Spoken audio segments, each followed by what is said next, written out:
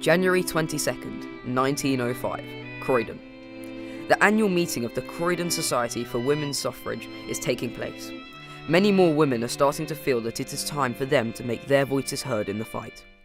But others want to take it a step further.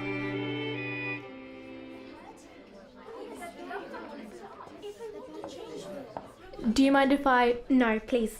I didn't think I was going to get here in time. Don't worry, they haven't had the opening remarks yet. This is my first time to something like this. Have you been before? Once or twice, when my husband is working late at the shop. He's not too keen, I take it. Frank's the old-fashioned type. If he knew I was here, all hell would break loose. My husband was like that. Used to keep me under lock and key unless it was to go to the grocer's. What, like a prisoner? That's awful. That's right. Then one day I just up and left him, went clean past the grocer's and kept going. You left your husband? Well, I'll be... Best thing I ever did, let me tell you. I could never leave my Frank. He'd kill me if I tried anything like it. I know he would. That's why we need things to change. We can't go on the way we have. We have to make a stand. All of us. Good evening, ladies and gentlemen. Thank you so much for attending on this rather chilly night. Before my dear wife Grace kicks off proceedings, I should like to thank Miss Mills for the delightful arrangement of winter flowers that decorate our table this evening. A really rather wonderful collection of flowering perennials, I'm sure you all agree. And to Miss Hilda Johns, who has kindly agreed to give us a recital of Hark, Hark the Lark on the pianoforte following our discussions this evening. Something I've been looking forward to all day. Is he serious? Flower arrangements and the pianoforte? I thought we were fighting for the vote, not organising a church raffle. It's a way of getting people interested, that's all. What sort of people? Music lovers and horticulturalists? What's the point of that? What else do you suggest? Sometimes things need shaking up. I never thought I could leave my husband, but I did. Well, perhaps some of us aren't as brave as you. It's not about being brave. It's about being in charge of our own destinies. We've been bullied for far too long. It's the way it's always been. Things won't change overnight. Rubbish. Meet like with like, that's what I say. It's the only language men like our husband are going to understand. Good evening, ladies and gentlemen. Wonderful to see you here tonight. As you know, there have been a number of debates concerning the nature of our protests. There has been a good deal of publicity surrounding the actions of Miss Emmeline Pankhurst and her so-called suffragette compatriots. However, I must tell you that as suffragists, we are determined to continue our crusade within the boundaries of the law. We believe that if we act like hooligans, we are less likely to achieve our goals, and that future generations will look upon our actions with a degree of shame that we acted outside of the constraints of common decency and moral behaviour. Now, on to business. I understand that Miss Parmenter has submitted a letter to the Prime Minister's office, requesting he receive a deputation from our group sometime during the summer recess. Mrs. Parmenter, the floor is yours. Thank you very much, Madam Chairman. Concerning my letter of 2nd January, I received a response from Lord Bannerman's office that reads thus. Letters to MPs? Petitions to Parliament? That won't do anything. When will they realise that? Oh, so you think smashing windows and setting lights to churches will? If it gets their attention, why not? Sometimes things need a good shaking up. Sometimes it's the only thing that will do. How can we say we want the law changed if we start going about breaking it? We need to make ourselves heard. It's too easy for them to ignore us. It's time to cause a bit of a fuss. Look, I want this to happen as much as you do, but we have to be sensible about it. Do you want to be under the cosh of your husband forever? Because that's what's going to happen if you just stand on the sidelines. It's not like that. He's just a bit old-fashioned, that's all. Besides, he's not interested in politics. Never has been. Well, he doesn't have to be, does he? He's already got it his own way.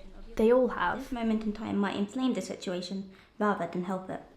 Well, we were expecting a reply such as this, so it should come as no surprise. However, we will persevere, will we not, Mrs. Parmenter? We are not the kind of people to just give up. We may not create firestorms and controversy wherever we go, but we are the ones who have Parliament's ear. They will not listen to violent blackmail or bend to aggressive intimidation, and it is only through Parliament that we will be able to effect the change we so desire and need. Now, as many of you here today are aware, Mrs. Chambers had a letter published in Saturday's edition of the Times, a remarkable achievement I'm sure everybody would agree. Mrs. Chambers, you have the floor. Thank you very much, Madam Chairman. The letter appears to have drawn wide-ranging support across the board. For goodness sake, This isn't going to get us anywhere, is it? We need action, and we need it now. You want to get into trouble with the law like that other lot? Maybe it's the only way we can change things.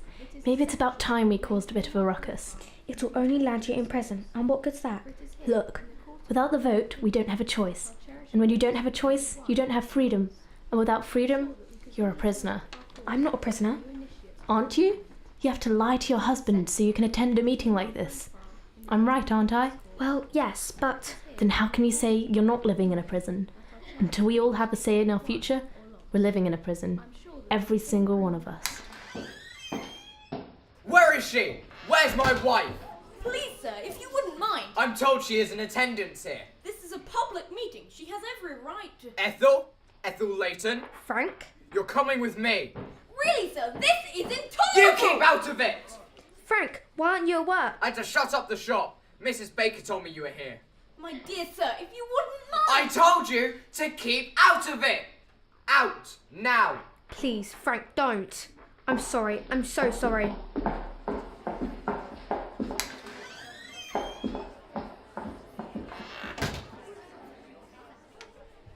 Well, I apologise for the rude interruption, but I think we should carry on. Is that it?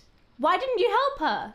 I'm sorry, but we cannot interfere in the dealings with a man and his wife. She was bundled out of this room against her will. Yes, and we made our feelings very clear. Now, if you don't mind. Deeds, not words. That's what this new group is saying, isn't it?